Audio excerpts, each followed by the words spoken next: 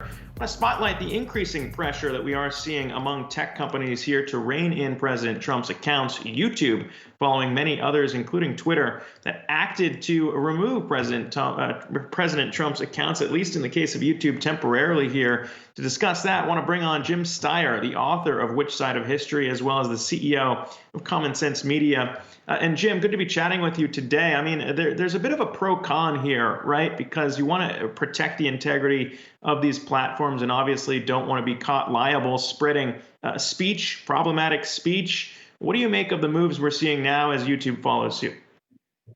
They are absolutely important for the country, and they should have happened a long time ago. I mean, we've been calling on not just YouTube, but particularly Facebook, Instagram, and Twitter to take down overt election lie. The big lie about the election that Trump won, which is a lie, and it's that big lie that led to the insurrection at the Capitol last week. So we're very pleased to see that YouTube has finally suspended Trump, and that Twitter banned him permanently, that Facebook has suspended him, and we hope will ban him permanently. This is core to our democratic norms and institutions. And so this is a very important step forward. And these platforms need to be held accountable if they are spreading not just disinformation and misinformation about the election, but also the extraordinary amount of white supremacy and racism on their platforms as well. And yet, Jim, these platforms have long resisted being the arbiters of truth, if you will. They have not wanted to step in to regulate content. Now that they have, does that strengthen the case for a repeal of Section 230 for those lawmakers who are already moving forward on that? Absolutely. And by the way, Common Sense Media, we're the biggest kids media and kids advocacy group in the United States. We've been calling for the overhaul of Section 230 for 3 years. And a number of the senators who you're going to see lead, there's going to be an overhaul of 230 this year. I will predict that on the show and come back and discuss that with you. Because there are people on both sides of the aisle that realize that 230 is essentially a get out of jail free card for the social media platforms and large internet companies. And it has to be overhauled and completely revamped to deal with the reality of 2021. I mean, we saw the interference post-election. We saw the big lie that led to the insurrection at the Capitol. I mean, a 9/11 moment in our nation's history. But we've also seen these platforms amplify hate speech, misinformation, racism, white supremacy, other stuff that we could never, by the way, do on other platforms.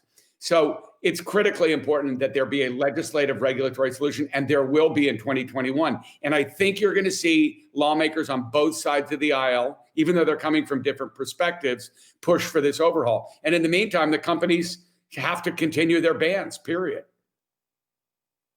Jim, regardless of where people stand on Section 230, if you're predicting a complete overhaul here, that would seem to really change the internet experience itself. While the focus has largely been on companies like Facebook and Twitter, 230 does allow for so many other sites to operate in the way they have. If you look at a site like Yelp, for example, with the comments that users are able to leave behind there, so many other platforms that not necessarily have been included in this larger conversation. What does that internet experience look like on the other side of the repeal?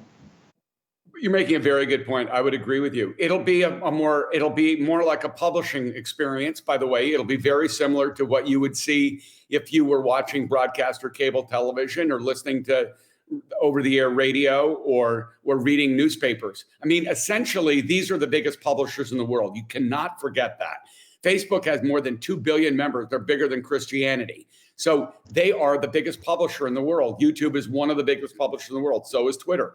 They need to be treated like publishers. That said, you're correct that we also need to build in protections for some of the commentary you referred to on Yelp, et cetera. And that will be done. So it's not just going to be it's not that simple to just say we're going to completely overturn it. It will be a thoughtful, common sense approach.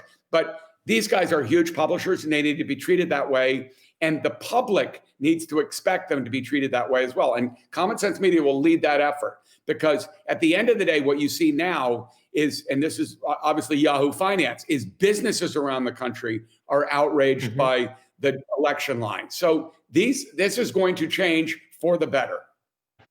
Yeah, and we saw the way that advertisers had threatened to pull their advertisements on Facebook's platform the last time we were dealing with hateful speech as well. But Jim Steyer, I'm going to take you up on that offer because no doubt the Section 230 debate's not going anywhere. So we'll have you back when we have new developments. CEO of Common Sense Media, Jim Steyer, thanks again.